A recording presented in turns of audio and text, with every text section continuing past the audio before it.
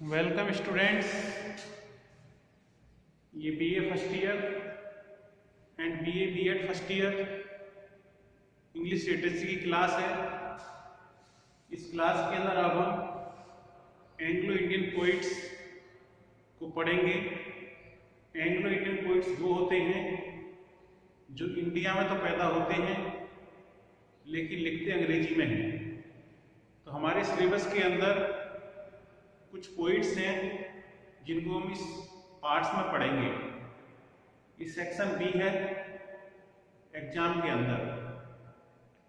सबसे पहले हम इस सेक्शन के अंदर हम कबीर को पढ़ेंगे। कबीर की एक पोइम है जिसका नाम है it is needless to ask of a saint. It is needless to ask of a saint. ये कबीर की पोइम है जो हमारे सिलेबस में है, इसको हम पढ़ेंगे। इस पोइम के अंदर कबीर जी जो हैं, जो जाति प्रथा उस समय समाज में फैली हुई थी उसका उन्होंने तिरस्कार किया है। वे इस पोइम के माध्यम से बताना चाहते हैं यदि कोई व्यक्ति संत बनना चाहता है, कोई व्यक्ति महान बनना चाहता है, तो वो किसी भी जाति का हो वह महान बन सकता है। महान बनने के लिए जाति कोई बंधन नहीं है। यही बात कबीर इस पोइम के माध्यम से बताना चाहते हैं। इस पोइम में उन्होंने एक मैसेज दिया है कि हमें जो जातिवाद है उसको नहीं अपनाना चाहिए। जो कास्ट सिस्टम इंडिया के अंदर फैला हुआ है उसका हमें विरोध करना चाहिए। और व्यक्ति यदि बड़ा बनना चाहता है, संत बनना चाहता है, तो उसके लिए जाति बंधन कोई भी नहीं होना चाहिए। किसी भी जाति का व्यक्ति जो है वो संत बन सकता है। पोइम को पढ़ने से पहले, पोइम की एक्सप्लेनेशन करने से पहले, सबसे पहले अपन कबीर के बारे में थोड़ी बहुत जानकारी प्राप्त करेंगे, क्योंकि कबीर के बारे में भी अगर एग्जाम के अंदर प्रश्न पूछे जाते हैं तो थोड़ी बहुत जानकारी कबीर के बारे में भी होनी चाहिए। कबीर क्या थे, कब पैदा हुए, कब उनका देहांत हुआ। हालांकि कबीर की कोई डेट ऑफ बर्थ और डेट ऑफ डेथ जो है वो फिक्स नहीं है। सिर्फ एक मान्यता है कि इस समय हो सकता है वो पैदा हुए होंगे और इस समय उनका देहांत हुआ होगा।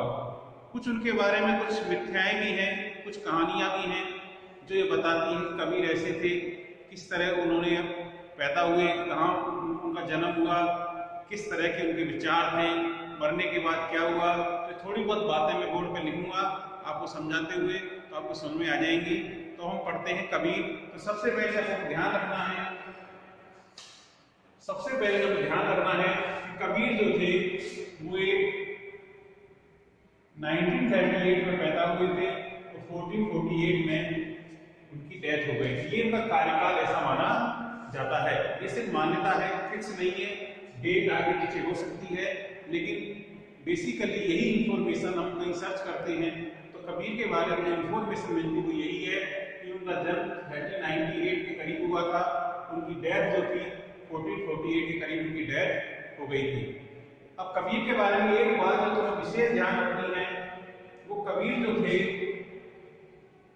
मुस्लिम वीएवर फैमिली, ये ध्यान सब ध्यान रखना है आपको। मुस्लिम वीएवर फैमिली, इस परिवार में वो बड़े बड़े थे। कौन सा परिवार था वो? मुस्लिम वीएवर फैमिली। मुस्लिम वीएवर फैमिली जो थी यहाँ पर वो बड़े बड़े थे।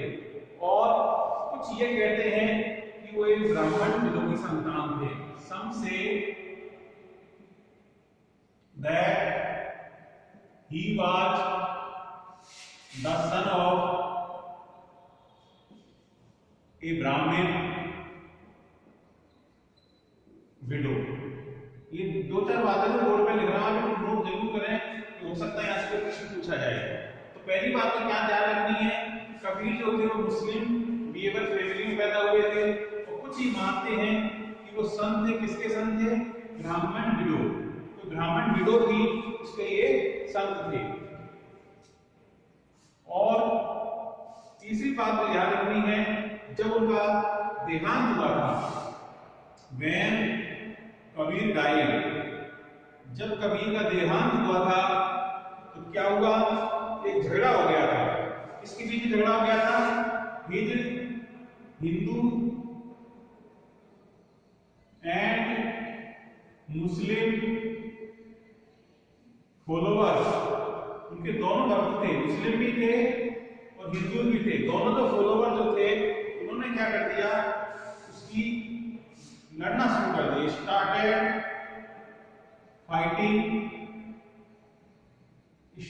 Fighting for his ritual rights. Ritual rights मतलब जो मरने के बाद जो क्रियाकलाप की जाती है, मरने के बाद कार्यक्रम वगैरह किया जाता है, क्रियाक्रम जो किया जाता है उसको रिचुअल राइट्स कहते हैं। जो परंपराएं वगैरह निभाई जाती हैं रिचुअल राइट्स होती हैं। तो हुआ क्या, कबीर का ध्यान हो गया और हिंदू और मुस्लिम दोनों ही आपस में झगड़ा करने लगे। और किस बात पर झगड़ा करने लगे? मुस्लिम कह रहे थे कि हम इसको दफनाएंगे, हिंदू कह रहे थे कि हम इसको जलाएंगे। तो दोनों के बीच में क्या हो गया, झगड़ा हो गया।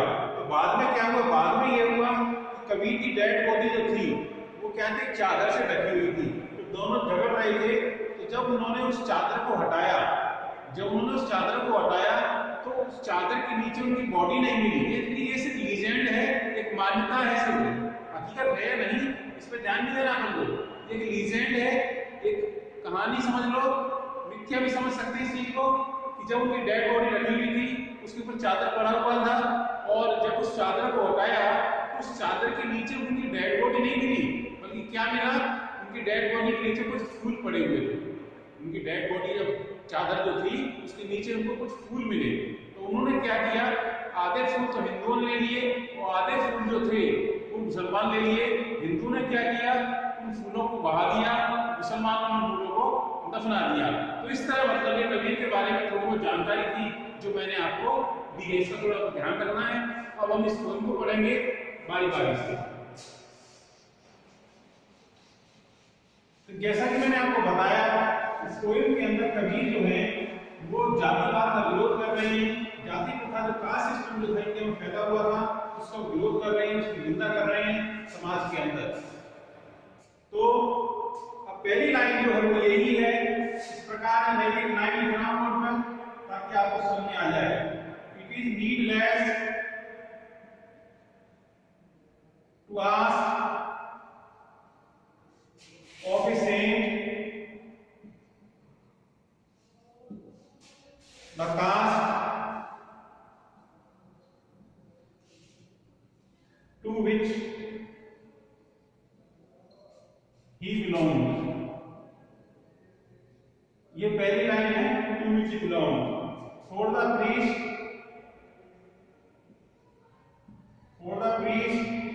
the warrior, the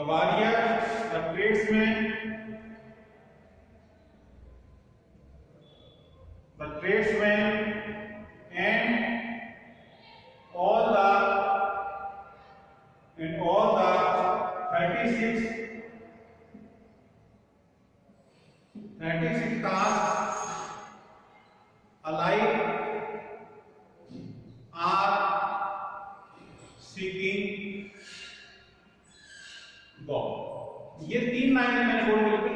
ये पोएम जो है कोई इसमें कोई राइम स्कीम नहीं है, कोई तुकबंदी नहीं है, इसमें कोई शब्दों की मैचिंग नहीं है। बिल्कुल इस पोएम को एक तरह से प्रोज की तरह लिखा गया है। जैसे प्रोज के अंदर सब लाइनें चलती रहती हैं, कोई तुकबंदी वगैरह नहीं होती, कहानी चलती रहती है, वैसे इस पोएम को एक प्रोज के रूप में लिखा गया है।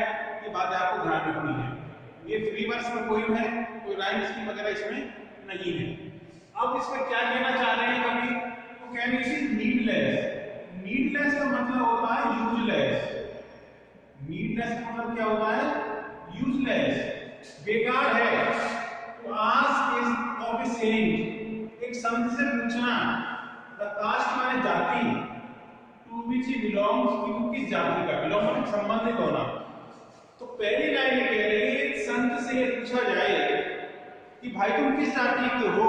तो ये प्रश्न पूछना ही बेकार है, क्योंकि संत की तो कोई जाति हो ही नहीं सकती। कोई भी व्यक्ति जो है, चाहे वो ब्राह्मण हो, वैश्य हो, चमार हो, ठाकुर हो, और भी किसी जाति का हो, वो वो संत बन सकता है। कबीर ऐसा कहते हैं। तो पहली लाइन क्या बता रही है, एक संत से यदि उसकी जाति पूछते हैं तो उससे उसकी जाति को किस जाति का है, तो ये पूछना क्या है, व्यर्थ है। पहले लाइन आपको समझ में आ गई होगी। सेकंड लाइन क्या कह रही है, for the priest the warrior the tradesman, उन्होंने कुछ जाति के नाम दिए हैं। बहुत सी इंडिया में बहुत सारी जातियां हैं। तो जैसे पहली जाति बता रहे हैं प्रीस्ट, जो ब्राह्मण वर्ग होता है, वारियर जो युद्ध और क्षत्रिय वर्ग होता है, ट्रेड्समैन जो व्यापारी वर्ग होता है। तीन प्रकार की जातियां दी उन्होंने, कौन कौन सी, एक तो ब्राह्मण वर्ग, दूसरा क्षत्रिय वर्ग, तो तीसरा व्यवसायी वर्ग। ये तीन तो दिए। ऑल द 36 कास्ट, और भी इंडिया के अंदर 36 की 36 जातियां जो हैं, अलाइव का मतलब इक्वली, अलाइव का मतलब इक्वली, सीकिंग माने सर्चिंग, सीकिंग का मतलब सर्चिंग गॉड। तो किसी भी जाति का हो व्यक्ति, चाहे वो ब्राह्मण हो, चाहे वो योद्धा हो, चाहे वो व्यापारी हो, या कोई भी 36 की 36 जातियां हैं, वो किसी भी जाति का हो, सभी लोग जो है गॉड को मतलब समान रूप से तलाशते हैं। समान रूप से तलाशने का मतलब गॉड को प्राप्त करने का एक ही तरीका है। ऐसा नहीं कि मतलब पुजारी जो है वो गॉड को अलग तरीके से प्राप्त करता है, योद्धा अलग तरीके से, व्यवसाय अलग। गॉड को प्राप्त करने के लिए हमें एक ही मार्ग अपनाना पड़ता है, वो है सत्य का मार्ग। लेकिन सत्य के मार्ग में चलते हैं, अच्छा करते हैं, तो ऐसा माना जाता है कि हम गॉड को प्राप्त कर रहे हैं। गॉड को प्राप्त करने का मतलब गॉड के द्वारा बताए गए मार्ग पर हम चल रहे हैं। तो आपको बात समझ में आ गई होगी। सेकंड लाइन क्या कह रही है, चाहे कोई व्यक्ति हो, चाहे ब्राह्मण हो, क्षत्रिय हो, पुजारी हो, योद्धा हो, व्यवसायी हो, ट्रेड्समैन में व्यापार करने वाला हो, और भी कोई 36 की 36 जातियां जो हैं वो समान रूप से गॉड को प्राप्त करती हैं। और गॉड को प्राप्त करने का एक ही तरीका है, वो है सत्य का मार्ग। मुझे उम्मीद है आपके दोनों तीन लाइन आपके समझ में आ गई होगी। तो आगे बढ़ते हैं।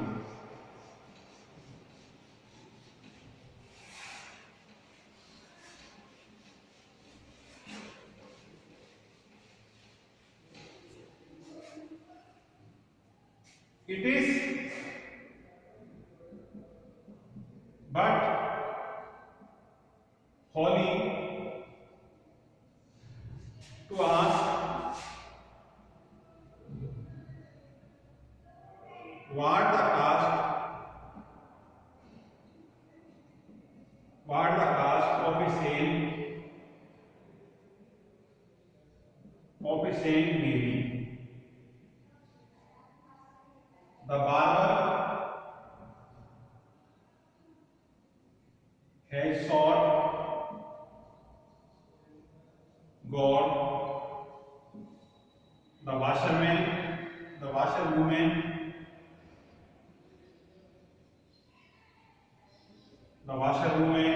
and the carpenter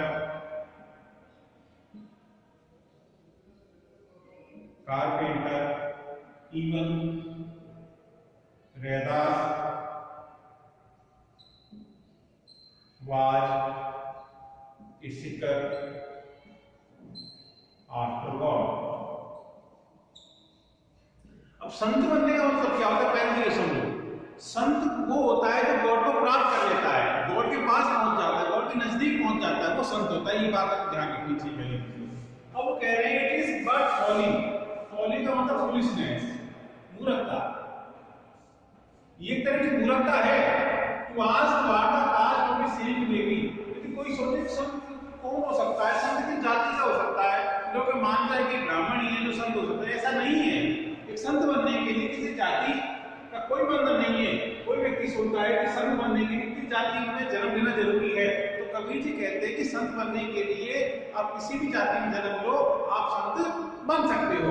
तो कह रहे हैं किस पर ये मूर्खता है ये सोचना, ये पूछना एक संत जो होता है वो किस जाति का हो सकता है। क्योंकि तब बार्बर को होता है जो बाल काटने का काम करता है। शॉर्ट माने प्राप्त करना, तो सभी ने गॉड को प्राप्त किया है। सिक की थर्ड फॉर्म इज शॉर्ट। सिक माने खोजना, तलाशना, तो सभी ने गॉड को प्राप्त किया है। बार्बर है, बार्बर ने भी गॉड को प्राप्त किया है। वाशररूम में क्या कोई धोबी हो, कपड़े धोने वाली औरत हो, वो भी गॉड को प्राप्त कर चुकी है। कारपेंटर जो लकड़ी का काम करता है, कारपेंटर होता है, वो भी मतलब गॉड को प्राप्त कर सकता है, किया है। इवन माने यहाँ तक रैदास कौन थे? जो चमड़े का काम करते थे, चमार थे, पॉलिसिकल ऑफ गॉड, वो भी मतलब गॉड को प्राप्त कर पाए थे। कहने का मतलब कि गॉड को प्राप्त करने के लिए किसी विशेष जाति का होना जरूरी नहीं है, कोई भी व्यक्ति जो है गॉड को प्राप्त कर सकता है, चाहे बार्बर हो, चाहे वाशरमैन हो, चाहे कारपेंटर हो, यहाँ तक कि रैदास जैसा जो नीच जाति पैदा हुआ था, ऐसा माना जाता था, वो भी मतलब गॉड को प्राप्त करने में सफल रहा। कहने का मतलब ये है, कभी इसको यही बता रहे हैं, गॉड को प्राप्त करने के लिए, एक संत बनने के लिए हमें किसी जाति का बंधन नहीं है। हम कोई व्यक्ति, किसी भी जाति का व्यक्ति जो है वो संत बन सकता है। आगे 2 लाइन और छोटी सी पोइम है, ज्यादा बड़ी पोइम नहीं है।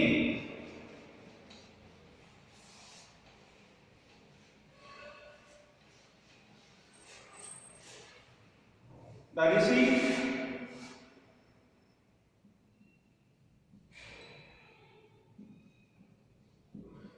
Swapach was a trainer by caste,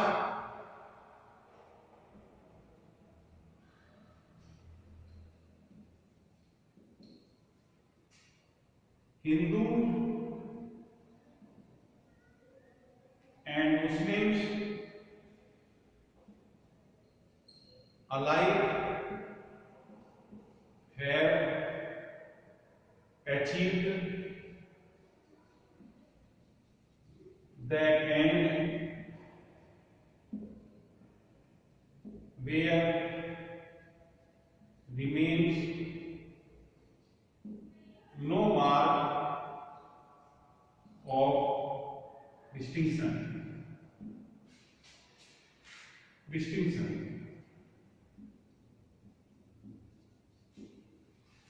ये पोएम की आखिरी लाइन है।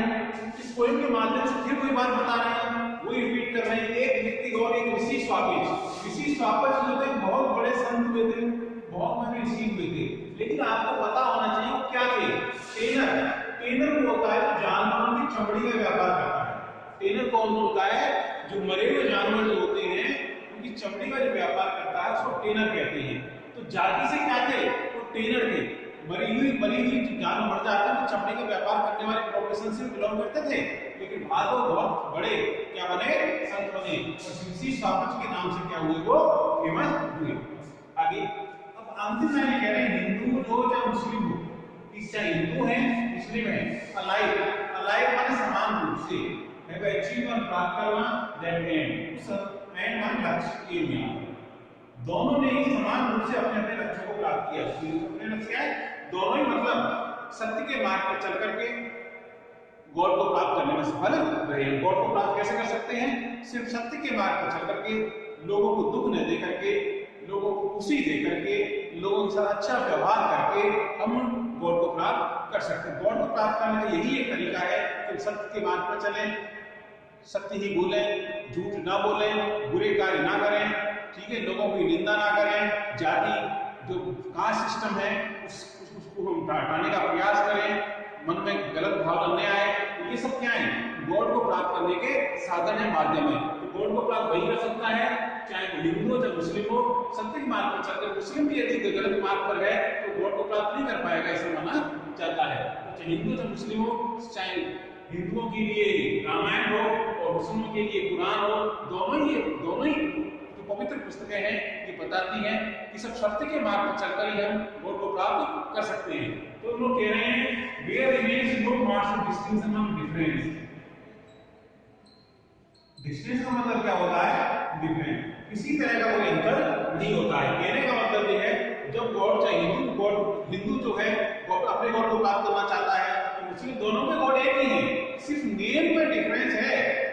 गॉड एक ही है, सबका गॉड एक ही है, लेकिन वो कह रहे हैं कि कोई अंतर नहीं होता है कि जब हम गॉड को प्राप्त करने चाहते हैं, या हिंदू चले गॉड को प्राप्त करने या मुस्लिम गॉड को प्राप्त करने चले, किसी तरह का कोई अंतर वहां नहीं रहता है। जब गॉड को प्राप्त करने के लिए निकलते हैं या सत्य के मार्ग पर चलते हैं तो सत्य के मार्ग पर चलकर ही गॉड को प्राप्त कर सकते हैं। छोटी सी पोइम थी जो मैंने आपको समझा दी है, आपको समझ में आ गई होगी। पहली पोएम मैंने पढ़ा दी है, अपने सिलेबस में है, इसका नाम है it is needless to ask of a saint. Kabir के बारे में मैंने आपको समझा दिया है, थोड़े बहुत लाइफ के बारे में बता दिया है, पोएम को एक्सप्लेनेशन भी मैंने एक एक लाइन करके आपको समझा दी। मुझे उम्मीद है आपको एक समझ में आई होगी। आप अपने कॉलेज के ऐप पर भी इस पोएम को देख सकते हैं, और चाहे तो अपना एक चैनल है रोमन इंग्लिश क्लास है, वहां पर बीए की एक प्लेलिस्ट अलग से बनी हुई है, बीए इंग्लिश लिटरेचर की अलग से प्लेलिस्ट बनी हुई है, वहां आपको ये वीडियो मिलेगा, वहां भी आप देख सकते हैं इस वीडियो को। ठीक है, आपको वीडियो पसंद आए लाइक कर सकते हैं, चैनल को सब्सक्राइब कर सकते हैं। Thank you for this class.